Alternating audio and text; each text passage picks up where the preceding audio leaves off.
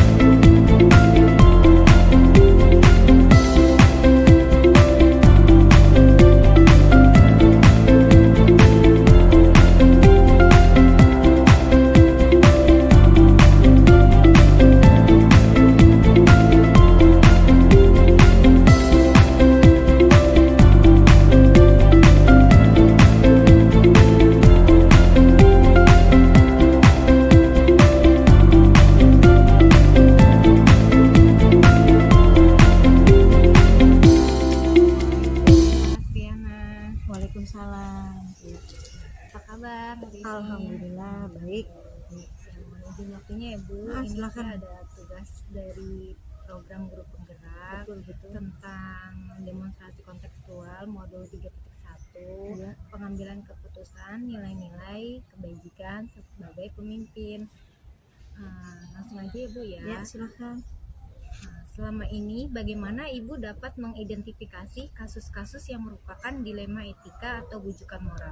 Ya, dengan adanya proses kegiatan pembelajaran sampai dengan hari ini, menurut pendapat saya ketika ada kasus itu kita telaah dulu secara perlahan, kita teliti dulu kebenaran-kebenaran faktanya, dan juga kita berusaha untuk mencari solusi-solusi yang tepat dan terbaik. Jadi tidak lantas memberikan keputusan secara tidak tepat dan juga merugikan salah satu pihak atau apapun. Baik Bu, selanjutnya selama ini bagaimana Ibu menjalankan pengambilan keputusan di sekolah Ibu, terutama untuk kasus-kasus di mana ada dua kepentingan yang sama-sama benar atau sama-sama mengandung nilai kebajikan? Ya, ketika kita dihadapkan kepada salah satu kasus yang kurang lebih dua-duanya benar, ya kita harus berusaha menyikapinya dengan logika yang betul-betul membangun komunikasi antara pihak yang satu dengan pihak yang lain. Jadi kita tidak mendengar salah satu pihak ataupun pihak-pihak lainnya. Kadang ada yang membuat suasana semakin menjadi keruh. Yang harusnya kita membuat keputusan yang tepat, jadinya kita malah membuat keputusan yang ambigu terkadang seperti itu. Apa langkah-langkah atau prosedur seperti apa yang biasa Ibu lakukan selama ini dalam mengambil keputusan di sekolah? Ya, terima kasih. Kalau langkah-langkah untuk mengambil keputusan itu, yang pertama kita menggunakan yang namanya pendekatan komunikasi. Ya, jadi kita melakukan komunikasi internal dengan berbagai pihak yang terkait. Kalau di sekolah mungkin saya komunikasikan juga dengan wakil kepala sekolah, dengan wakil kepala sekolah bidang kesiswaan, kurikulum, kemudian guru kelasnya juga kita panggil, kemudian pihak-pihak misalnya orang tua murid ataupun pihak lainnya di luar dari sekolah. Jadi disebutnya mitra mungkin ya. Jadi mereka pun harus turut diberikan pandangan-pandangan tentang kejadian yang terjadi. Kemudian setelah komunikasi terjalin, kita lanjut dengan yang namanya koordinasi antara satu pihak dengan pihak lainnya. Jadi keputusan itu betul-betul berpihak untuk kesemuanya, tidak berat sebelah. Ibu lanjut, hal apa saja yang selama ini Ibu anggap efektif dalam pengambilan keputusan pada kasus-kasus dilema etika? Ya. Pada kasus dilema etika yang harus dikedepankan itu berkaitan dengan komunikasi ya, antara satu dan yang lainnya. Karena satu pihak yang kita ajak ngobrol, ternyata pihak yang lainnya tidak kita ajak ngobrol, ya nanti akan bersinggungan dan pada akhirnya akan terjadi perdebatan. Ya, jadi komunikasi itu sangat penting antara pihak yang satu dengan pihak yang lainnya. Ibu, hal-hal apa saja yang selama ini merupakan tantangan dalam pengambilan keputusan pada kasus-kasus dilema etika? Ya, tantangan yang saya hadapi saat ini ketika keputusan yang kita ambil sudah disepakati bersama, tetapi masih ada pihak-pihak lain yang berkepentingan yang turut mencampuri urusan tersebut. Ya, seperti halnya mungkin PPDB, terkadang masih ada pihak-pihak lain yang membuat situasinya sudah baik malah membuat jadi tidak baik gitu. Apakah Ibu memiliki sebuah tata kelola atau jadwal tertentu dalam sebuah penyelesaian kasus dilema etika? Apakah Ibu langsung menyelesaikan di tempat atau memiliki sebuah jadwal untuk menyelesaikannya? Bentuk atau prosedur seperti apa yang Ibu jalankan? Ya. Sebenarnya kalau jadwal tertentu tidak ada, karena itu sifatnya insidental. Ketika ada kejadian maka ditindaklanjuti. Tapi kembali lagi, ketika ada kejadian maka kita harus bergerak cepat dan segera ditindaklanjuti serta berkoordinasi dengan dinas-dinas terkait. Misalnya ada pengawas, ada sudin, dinas pendidikan, kita ajak mereka bersama-sama, mungkin ada permasalahan yang sama dengan kita seperti itu. Adakah seseorang atau faktor-faktor apa yang selama ini mempermudah atau membantu Ibu dalam pengambilan keputusan dalam kasus-kasus dilema etika? Ya. Kalau untuk saat ini saya bersyukur sekali, saya sangat dibantu oleh adanya wakil kepala sekolah bidang kesiswaan dan kurikulum, begitupun dengan guru-guru senior yang bisa kita jadikan pengalaman-pengalaman mereka ketika ada masalah dan bagaimana penyelesaian masalahnya.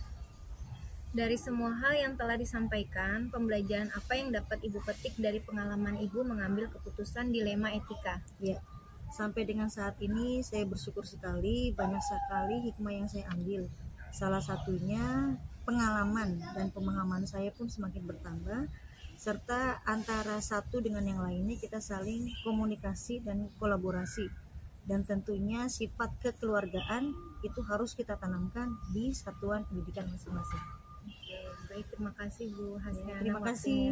Terima kasih juga Bu Ani. Ya, sukses ya Bu Ani. Assalamualaikum.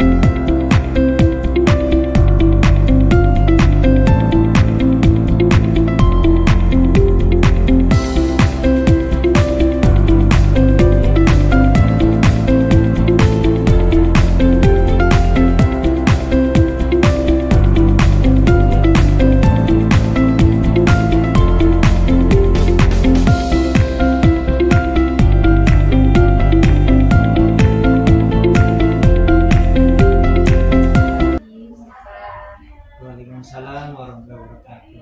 Ada yang bisa saya bantu? Ini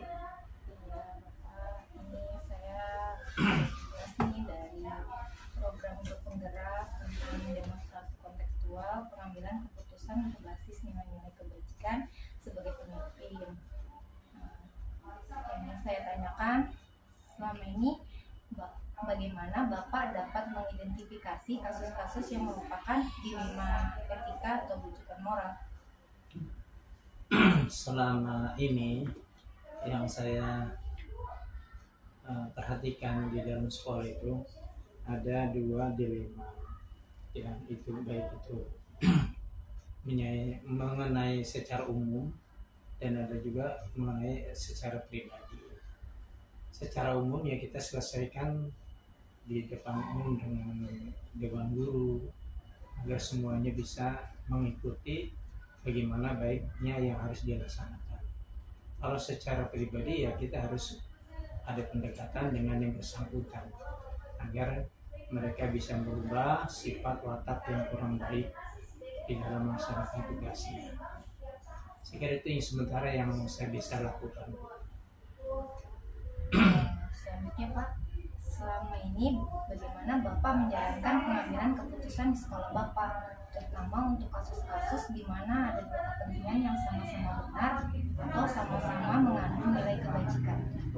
Dalam mengambil keputusan, saya selalu mengambil atau meminta bantuan, biar bagaimanapun sepandai-pandainya orang itu masih ada kelemahannya. Oleh karena itu saya selalu mengajak terutama wakasek bidang kurikulum dan wakasek bidang kesiswaan serta guru-guru yang saya anggap senior agar kegiatan ini atau masalah ini bisa diselesaikan. Seperti itu. Selanjutnya Pak, langkah-langkah atau prosedur seperti apa yang biasa Bapak lakukan selama ini untuk pengambilan keputusan? Selama ini yang saya ambil dalam melaksanakan atau menjalankan atau mengambil keputusan, pertama saya berkoordinasi dengan Wakasek baik bidang kurikulum dan kesiswaan serta guru senior kira-kira kapan dan waktu yang tepat untuk mengambil keputusan tersebut, sehingga ini pun semuanya itu kita laksanakan dengan secara terbuka agar semua teman-teman menyaksikan atau mengetahui bahwa semua permasalahan bisa diatasi dengan bijaksana, tidak melalui keputusan yang secara individu gitu, atau istilahnya apa ada dendam pribadi lah seperti itu. Saya seperti sifat-sifat itu saya selalu buang jauh-jauh. Saya terapkan baik itu di sekolah, di masyarakat, apalagi di dalam keluarga saya. Jadi sekolah ini adalah termasuk keluarga besar saya juga di mana saya bertugas seperti itu. Ya, selanjutnya hal-hal apa saja yang selama ini Bapak anggap efektif dalam pengambilan keputusan pada kasus-kasus dilema etika? Selama ini yang saya ambil keputusan dalam mengambil keputusan dan menghadapi masalah sesuai dengan permasalahannya. Jadi kalau misalnya permasalahannya A, saya harus mengambil keputusan ya harus A, tidak boleh menyangkut yang lain. Misalnya ada seseorang yang menggunakan barang sekolah bukan pada tempatnya, maka kita harus menyampaikannya ini adalah barang sekolah bukan barang pribadi, jadi silakan digunakan sesuai dengan peraturan yang sebaik-baiknya. Jadi tidak barang sekolah itu digunakan untuk pribadi, apalagi untuk ya pokoknya dibawa pulang. Silakan sih barang sekolah dibawa pulang nggak apa-apa, karena memang jam tugas kita ini terbatas. Ada yang harus diselesaikan di rumah, silakan, tapi pada setiap udah selesai dikembalikan ke sekolah. Ya Pak, selanjutnya hal-hal apa saja yang selama ini merupakan tantangan dalam pengambilan keputusan pada kasus-kasus dilema etika? Memang setiap masalah ada tantangan. Seseorang kita berikan pengertian belum tentu sejalan dengan kita, atau mungkin dia belum menyadari apa yang diperbuat, tapi setelah kita adakan pendekatan baik itu secara pribadi atau secara umum, maka mereka itu menyadari bahwa selama ini yang mereka lakukan ini ternyata salah. Nah dari situlah maka mereka yang bersangkutan mengetahui bahwa ini adalah apa yang harus kita selesaikan step demi step seperti itu. Selanjutnya Bapak, apakah Bapak memiliki sebuah tata kelola atau jadwal tertentu dalam sebuah penyelesaian kasus dilema etika? Apakah Bapak langsung menyelesaikan di tempat atau memiliki sebuah jadwal untuk menyelesaikannya? Bentuk atau prosedur seperti apa yang Bapak jalankan? Dalam menyelesaikan permasalahan, kita lihat dulu dari permasalahannya. Kalau permasalahannya itu sangat mendesak, maka harus segera diselesaikan. Tapi kalau misalnya masalah itu adalah tidak mendesak, artinya bisa kita tunda, maka kita tunda. Nah, apalagi kalau masalah itu adalah masalah yang menyangkut orang banyak, maka keputusannya pun harus kita mengajak teman-teman atau orang-orang yang bisa kita anggap bisa ajak kita kerjasama dalam memutuskan permasalahan itu. Jadi bisa cepat, bisa lambat, atau bisa dalam waktu sehari, 2 hari, atau seminggu, 2 minggu, tergantung dari permasalahan. Adakah seseorang atau faktor-faktor apa yang selama ini mempermudah atau membantu Bapak dalam pengambilan keputusan dalam kasus-kasus dilema etika? Selama ini yang saya bisa minta bantuan ya terutama kepada Wakaskep atau wakil kepala sekolah, baik itu bidang kurikulum, kesiswaan, dan guru-guru yang saya sudah anggap senior, yang sudah bisa mumpuni dalam menyelesaikan permasalahan tersebut. Jadi permasalahannya itu bisa diselesaikan dengan tepat sesuai waktu dan tujuannya gitu. Jadi tidak mengarah ke pribadi dan sebagainya, sehingga yang bersangkutan juga menerima dengan lapang dada. Baik Bapak, dari semua hal yang telah disampaikan, pembelajaran apa yang dapat Bapak petik dari pengalaman Bapak mengambil keputusan dilema etika? Alhamdulillah saya dibesarkan dari keluarga yang baik. Saya juga di rumah, di masyarakat juga pernah ditunjuk sebagai pengurus RT, RW. Di masjid juga saya ditunjuk sebagai pengurus masjid. Jadi dengan pengalaman-pengalaman tersebut saya bisa menerapkan di mana saya melaksanakan tugas. Kalau saya tugas di sekolah, ada permasalahan ini, berarti pengalaman yang pernah saya terima di masyarakat saya terapkan di sekolah. Dan pengalaman-pengalaman saya dalam keluarga dengan orang tua, nasihat-nasihat orang tua yang baik saya terapkan di mana saya bekerja seperti itu, baik itu di sekolah, di masyarakat, atau dimanapun di mana kita berada. Jadi pengalaman itu memang sangat baik sekali di mana kita dalam melaksanakan tugas. Itu yang bisa. Terima kasih atas waktunya Bapak. Sama-sama. Assalamualaikum. Salam.